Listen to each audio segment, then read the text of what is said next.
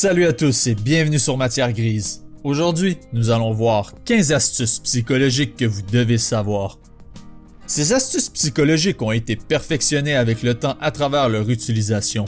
Ils vous permettront d'acquérir des avantages importants et un meilleur contrôle des résultats qui découleront de divers domaines de votre vie quotidienne. Les astuces psychologiques suivantes vous aideront à être plus confiant, à mieux réussir au travail et dans la vie en général. Mais avant de commencer, si c'est votre première fois sur la chaîne, n'oubliez pas de vous abonner, d'activer la cloche des notifications et de liker la vidéo s'il vous plaît. Numéro 1. Offrez un cadeau. Si vous souhaitez changer le comportement des autres à votre égard et ce de manière positive, alors offrez-leur quelque chose gratuitement. Ne vous inquiétez pas, cela n'a pas besoin d'être cher. En fait, même de petits cadeaux peuvent avoir un impact significatif sur le comportement des gens à votre égard. Toutefois, il est important de donner sans rien attendre en retour. Par exemple, si vous offrez un petit cadeau à quelqu'un qui ne vous aime pas beaucoup, il pourrait commencer à vous apprécier un peu plus, ou bien vous trouver un peu louche. Et tout comme donner un cadeau, faire une faveur peut changer la perception qu'une personne a de vous. Vous semblerez plus désirable, accessible et plus utile que jamais à leurs yeux. Numéro 2. L'effet miroir. Si vous imitez subtilement le langage corporel de la personne à qui vous parlez, vous pouvez construire et établir plus efficacement une confiance avec eux. En épousant la façon dont ils parlent et leur manière de bouger, ils vous apprécieront davantage car vous semblerez plus compatible à leurs yeux. Ce soi-disant effet caméléon peut non seulement faciliter la fluidité des interactions, mais cela peut aussi augmenter l'estime entre ceux qui interagissent. Pour faire simple, nous aimons parler à ceux qui épousent nos postures, nos expressions faciales et autres comportements. Numéro 3. Faites attention au rire. Vous voulez savoir quelles personnes sont les plus proches les unes des autres au sein d'un groupe, ou vous voulez savoir qui vous aime bien. Prêtez attention à qui regarde qui lorsqu'une blague éclate au sein d'un groupe. Les gens ont tendance à se regarder instinctivement afin de rechercher l'accord de la personne dont ils se sentent la plus proche. Cette petite astuce psychologique est non seulement utile pour repérer les personnes qui vous aiment, mais c'est aussi une façon de savoir qui entretient secrètement une relation ou qui a de l'affection l'un pour l'autre. Numéro 4. Le pouvoir du silence. Vous êtes-vous déjà retrouvé dans une situation où quelqu'un vous a posé une question concernant un sujet que vous auriez plutôt préféré ne pas avoir à répondre? Il est à supposer que nous nous soyons tous déjà retrouvés au moins une fois dans une situation comme celle-ci. Cependant, il existe un moyen d'amener les gens à en révéler plus que ce qu'ils avaient l'intention de dire au départ. Une astuce psychologique pour y parvenir consiste simplement à utiliser le pouvoir du silence. Si vous n'êtes pas satisfait d'une réponse que quelqu'un vous donne, gardez le silence et continuez de le regarder. Habituellement, la combinaison d'un silence gênant et d'un contact visuel ferme les incite à combler le silence en révélant davantage. Numéro 5. Faites attention aux pieds. En observant de près les pieds de votre interlocuteur, vous serez en mesure de dire immédiatement s'il est intéressé ou à l'aise en votre présence. Par exemple, si vous parlez à une personne dont les pieds sont pointés vers vous, vous pouvez présumer en toute sécurité qu'ils sont intéressés par la conversation. Si d'un autre côté, leurs pieds sont pointés loin devant vous, ils communiquent inconsciemment qu'ils ne veulent pas s'éterniser dans cette conversation. Si les pieds de quelqu'un pointent vers la porte, cela peut signifier qu'il a l'intention de partir et que vous le retenez. Numéro 6. Utilisez des signes subliminaux. Celui-ci est extrêmement puissant et aussi un peu manipulateur, surtout si la personne est subjective. Alors, utilisez-le de manière responsable et éthique. Obtenir une réponse positive de quelqu'un est généralement ce que nous voulons. Qu'il s'agisse de faire une vente ou de promouvoir un point de vue, nous voulons toujours que les gens embarquent dans notre idée. Faire un signe de la tête pendant que vous essayez de transmettre votre message est un moyen puissant d'amener les personnes à accepter votre demande. Les gens aiment généralement imiter, alors ils vont probablement hocher de la tête pendant que vous parlez. Cela aura pour effet que leur cerveau leur communiquera qu'ils doivent être en accord avec vous. Numéro 7. Créez une fausse attribution d'excitation. Cette astuce psychologique est très pratique lorsque vous voulez sortir avec une personne.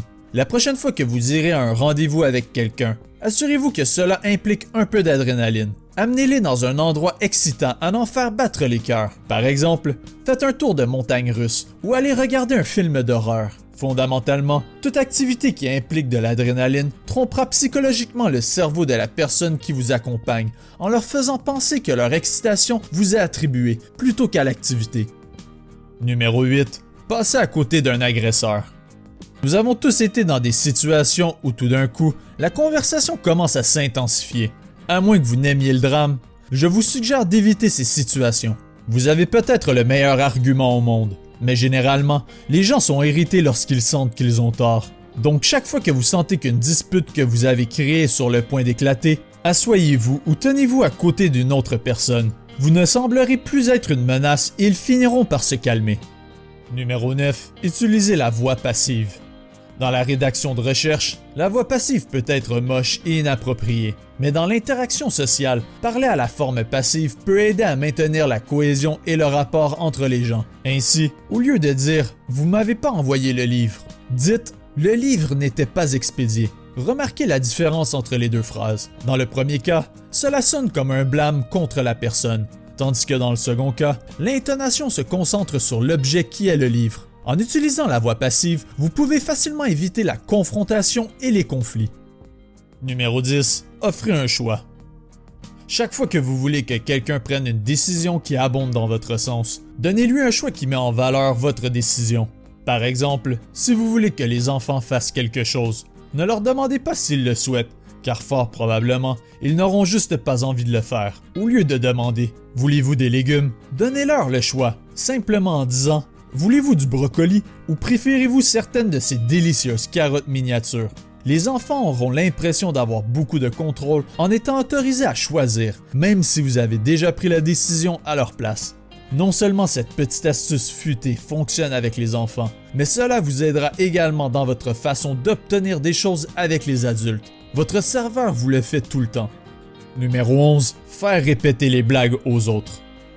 La plupart des blagues cessent d'être drôles lorsqu'elles doivent être répétées, et vous pouvez l'utiliser à votre avantage. Si quelqu'un raconte une blague à vos frais, agissez comme si vous n'aviez pas entendu la blague correctement. Demandez-leur de la répéter pour vous. Une fois qu'ils auront fini de la répéter, ce n'est plus aussi drôle que la première fois. Vous pouvez également prétendre que vous n'avez pas compris la blague. Demandez-leur alors d'expliquer ce qu'il y a de si drôle à ce sujet. Avoir à expliquer une blague est encore pire que d'avoir à la répéter. Numéro 12. Appelez les gens par leur nom. Se souvenir des noms est très important, car nous nous sentons importants lorsque quelqu'un le mentionne. Par conséquent, appeler les gens par leur nom peut les rendre plus ouverts à votre égard, et cela établira immédiatement un sentiment de confiance et d'amitié entre vous. Aussi difficile que cela puisse paraître, si vous pouvez prendre l'habitude de ne pas seulement vous souvenir du nom de quelqu'un lors de leur rencontre, mais d'être en mesure de pouvoir l'utiliser dans une conversation antérieure, alors ils vous trouveront charmant et merveilleux. Numéro 13. Donnez de la validation. La plupart de nos actions sont le résultat de notre besoin de validation. Alors, quelle est la meilleure façon d'amener les gens à vous aimer? En leur donnant ce qu'ils veulent, bien sûr. La prochaine fois que vous discutez avec quelqu'un et qu'il dit quelque chose qui est vraiment important pour lui, reformulez ce qu'il vient de dire dans vos propres mots. Cela leur fera penser que vous êtes à l'écoute d'eux et que vous êtes vraiment intéressé par leurs propos. Cela les fait également se sentir importants. Et c'est là que se trouve la validation. Numéro 14. Le pouvoir du toucher. Le toucher est un outil puissant qui aide les gens à mieux comprendre les émotions. Toucher quelqu'un sur les épaules ou les genoux crée un lien émotionnel et physique, surtout lors des moments de joie, de rire et d'excitation. Le toucher renforce positivement ces traits. Cela aidera à prouver la sincérité de vos paroles, à exprimer les bonnes émotions et à vous aider à gagner la confiance des autres. Numéro 15. Demandez de l'aide de la bonne manière. Malheureusement, nous aimons tous amener les autres à faire des choses pour nous, et cela même si nous avons vraiment besoin d'aide ou que nous soyons simplement paresseux. Les dynamiques sociales montrent que personne n'aime vraiment les connards. Ainsi, chaque fois que vous avez besoin d'une faveur, commencez votre phrase par « J'ai besoin de ton aide s'il vous plaît ». Dans la plupart des cas, les gens accepteront votre demande et vous aideront. Cela est principalement dû au fait que les gens ne veulent pas ressentir de la culpabilité pour ne pas avoir aidé quelqu'un. Et en plus, cela donne le sentiment d'avoir fait une bonne action. Maintenant que vous connaissez certaines de ces astuces psychologiques, gardez à l'esprit que le but n'est pas nécessairement de manipuler les gens. Il s'agit plutôt de vous aider à comprendre à quel moment vous et les autres êtes les plus vulnérables psychologiquement. Quelle astuce psychologique essayerez-vous? Lequel vous semble le plus utilisé dans l'usage courant? Laissez-nous savoir en bas dans les commentaires. Merci d'avoir regardé Matière Grise, et si vous avez aimé, N'oubliez pas de vous abonner, de liker la vidéo et d'activer la cloche des notifications, parce que plus de vidéos aussi incroyables que celle-ci sont à venir. Aussi, faites un tour sur la chaîne pour regarder nos autres vidéos.